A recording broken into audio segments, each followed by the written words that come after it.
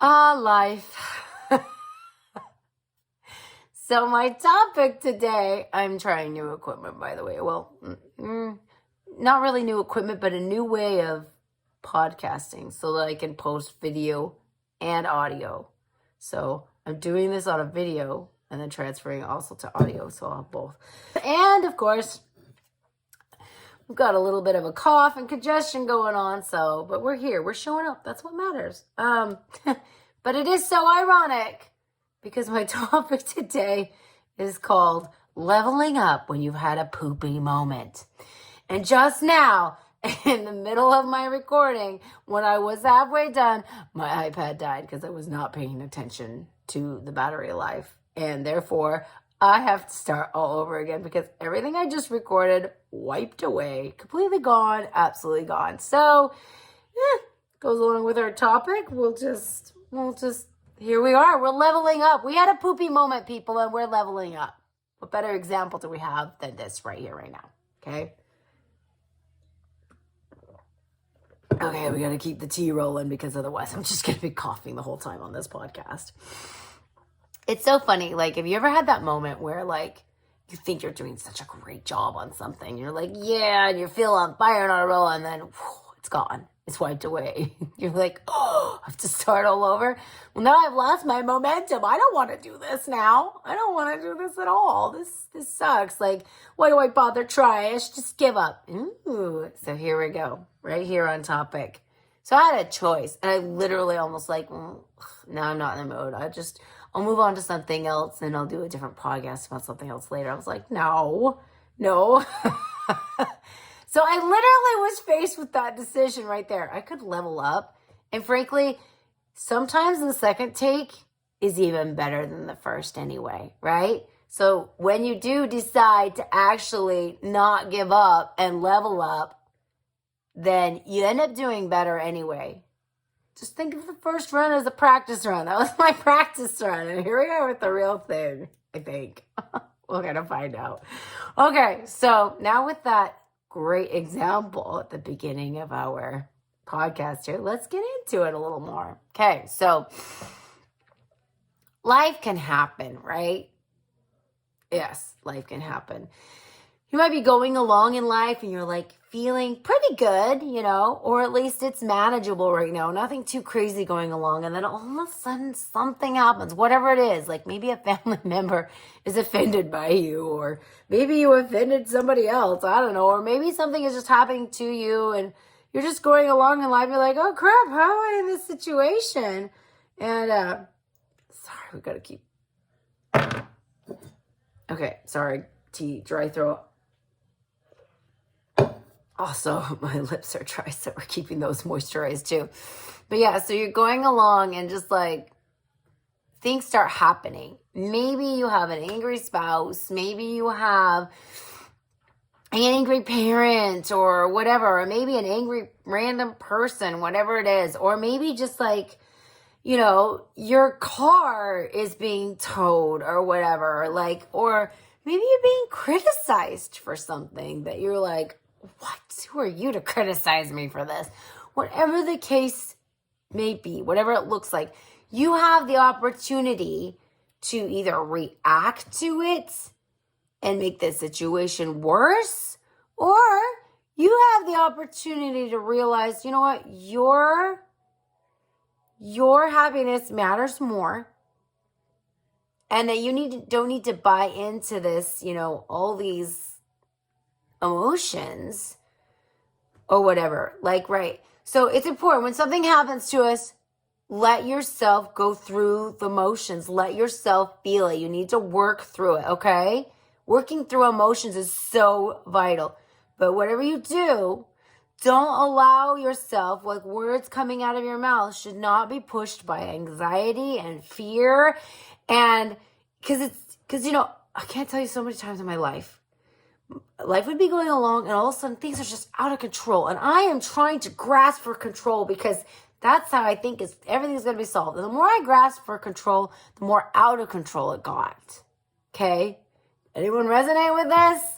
It does not work. Realize the only thing ever that you ever have any kind of control over is yourself.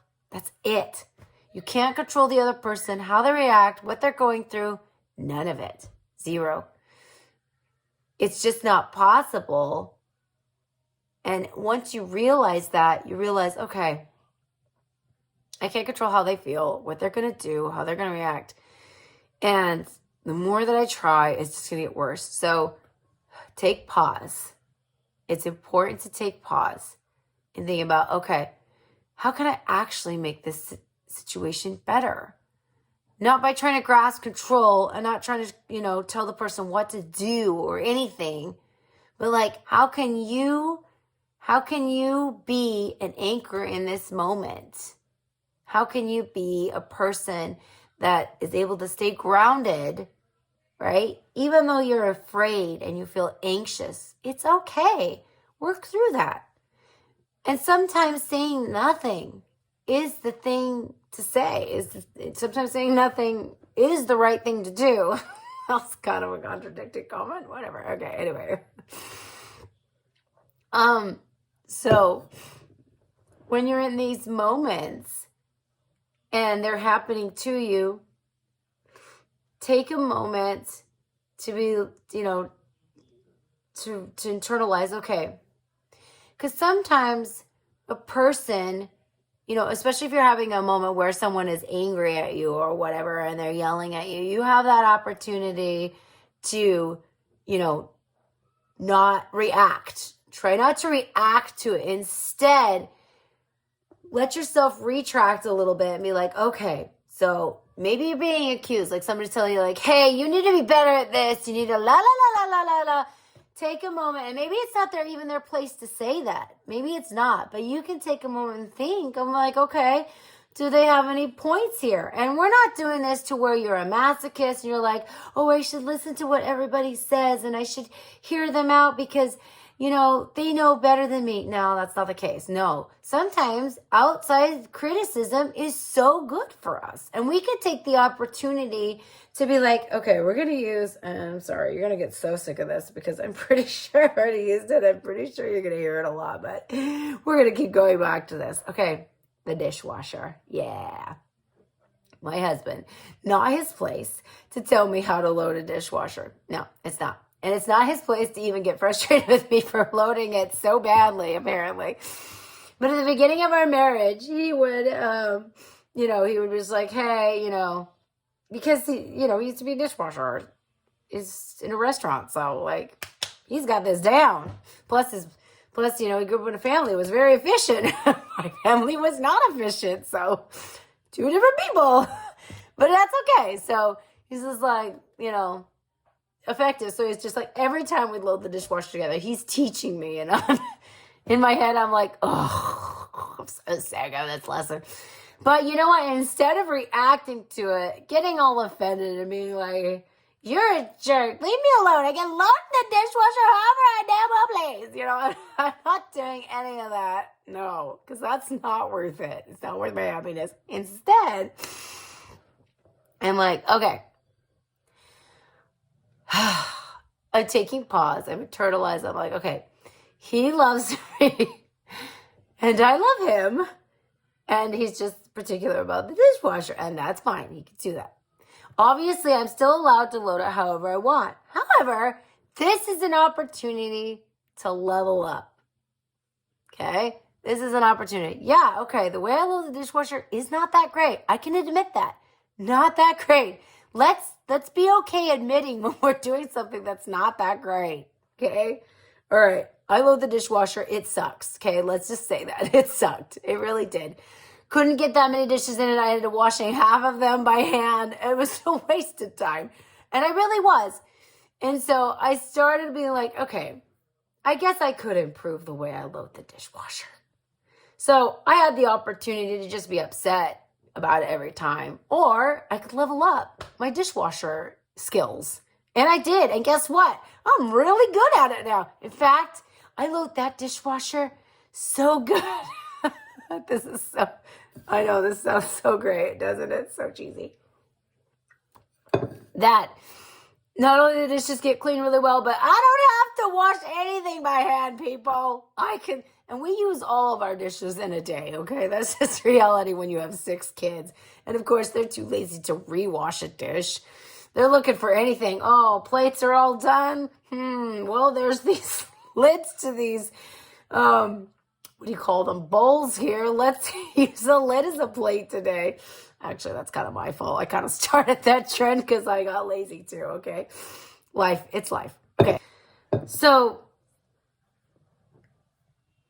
I had that, it could have gone south. It could have gone sour, but I chose not to. Instead, I made a better choice. I made a choice to improve myself, right? Even though we meet those horrible people that criticize, and my husband was coming from a place of love, also a little bit of a place of particularness, but that's okay.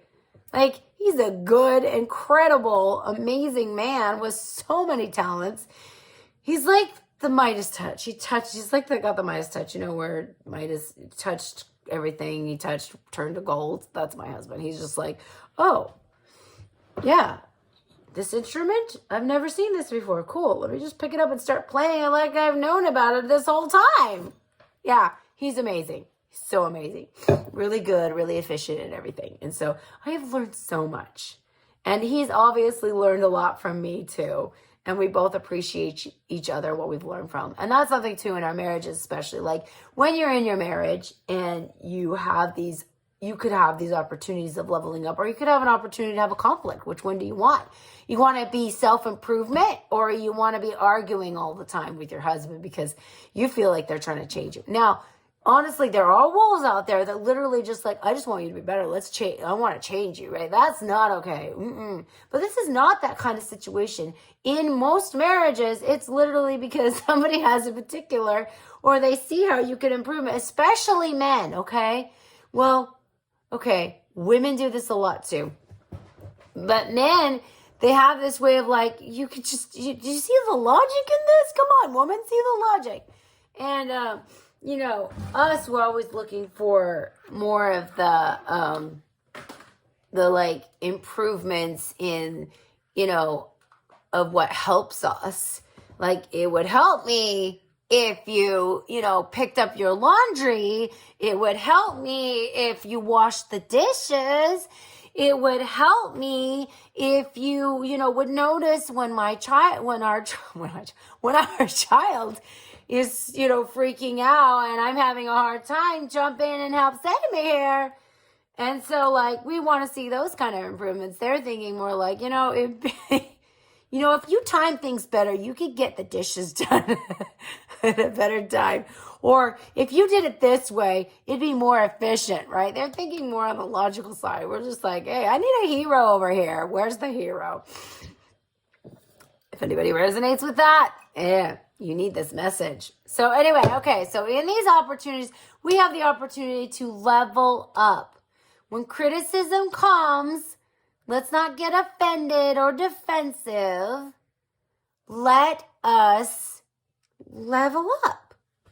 I am so proud. I'm glad that I leveled up with the whole dishwasher thing. It has saved me.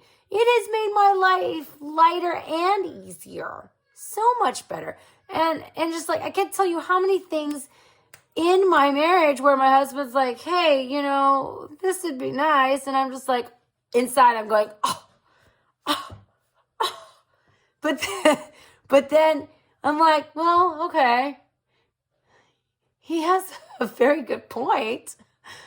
I'm not denying that there's no point there. I'm too tired to make that change. But, I'm not going to make an argument out of it.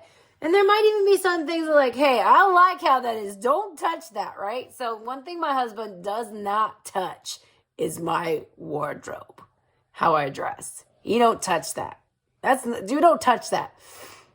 If I come out wearing a certain something, he ain't saying nothing. Even if he doesn't care for it. So there's this blue dress that my grandmother made. It's this light blue dress. I love this thing. It's so comfortable. It's like wearing a tent because it's just like 2 sizes too big on me. Whatever. I don't care. I love the color. It's a happy dress. I could do a lot of things with it. It's just fun. I don't care.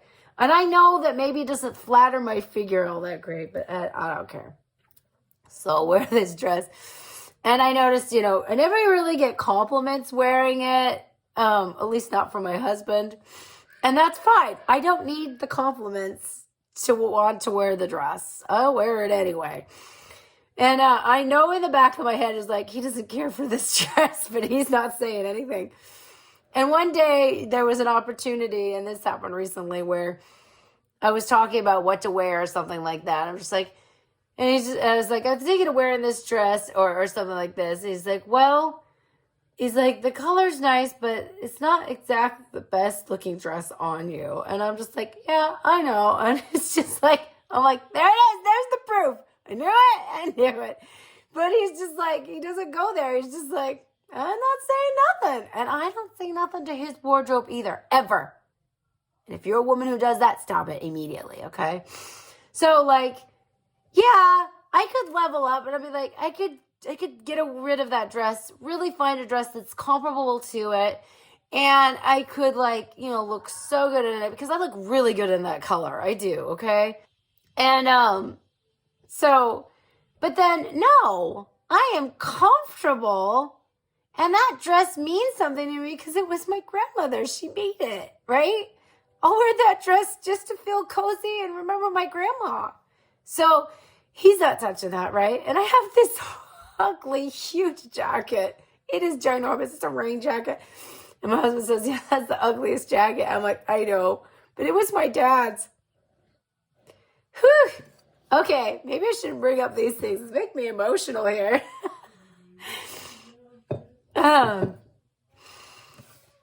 And it's such a great rain jacket. It's so funny because, instead of making arguments over it, because it's pointless. It doesn't make sense to do that.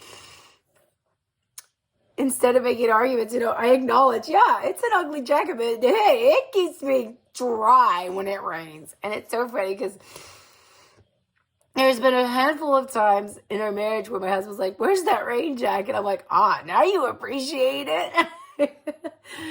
So, it's so funny. It didn't turn into, I'm like, now you appreciate it. And then all of a sudden he's like, oh, excuse me. I'm like, well, you la la la and you la la la, right? It's not necessary.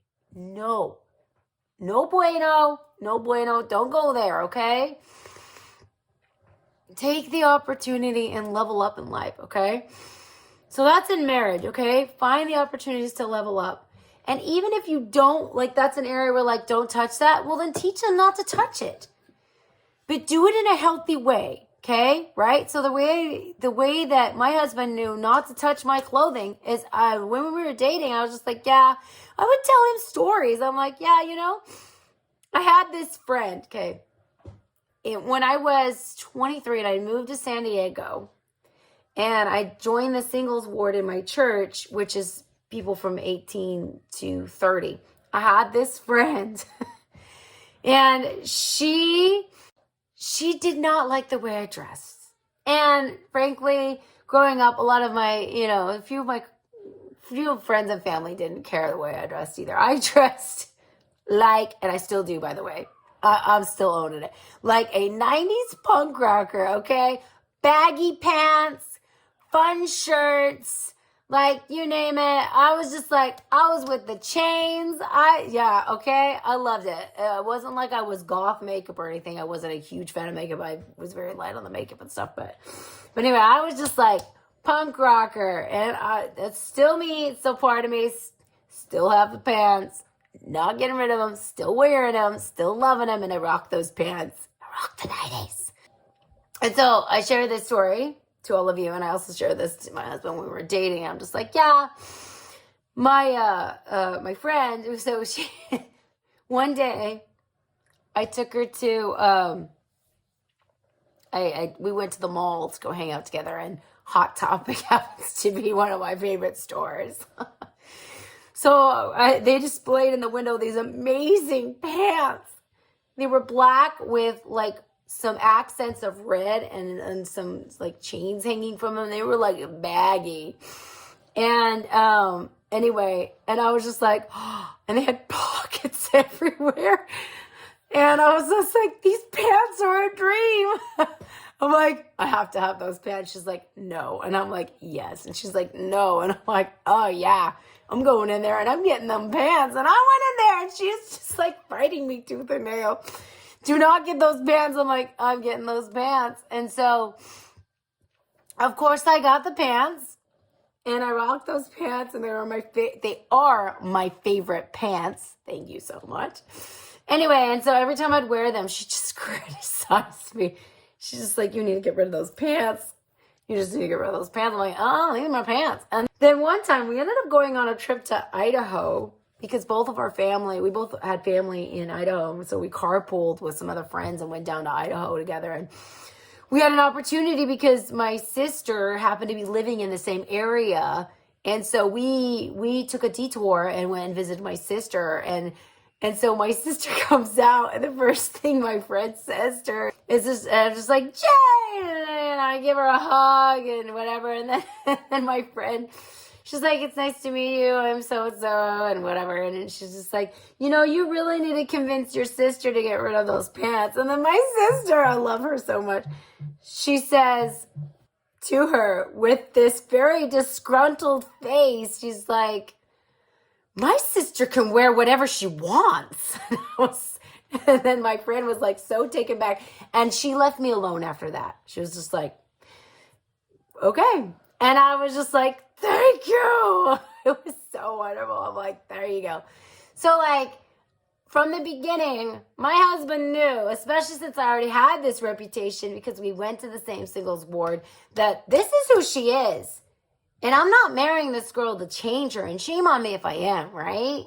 So like, he don't touch my outfits. That's me. That's my thing. Sure, I could up level, and I have been, as I've decided, you know what?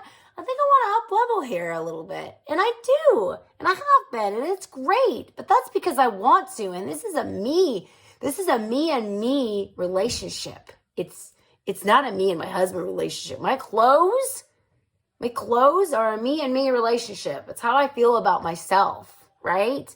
So, which I guess when I'm pregnant and I'm living in sweatpants and sweatshirts, yeah, I'm not feeling all that great about myself. I'm just like, just let me be comfortable. Just let me be comfortable. And then for the next year after having the baby, I'm still living in them because I'm like, I don't know who I am anymore. I'm just a sloppy mom trying to keep this baby and me alive at the same time, okay? All right, so then I'll go through this period of like, you know what? I'd like to still be attractive to who I'm married to. I should start dressing up. So then I go into this like, let's start feeling good about ourselves again. Let's get out of this. Let's level up. Let's get out of the poopy, right? Okay, ladies and gentlemen, I hope you have enjoyed this episode of the BS Your Way Through Life podcast. And this was part 1 of leveling up after having a poopy moment. So please tune in next week for part 2. Thank you so much for joining. You have a rock on day.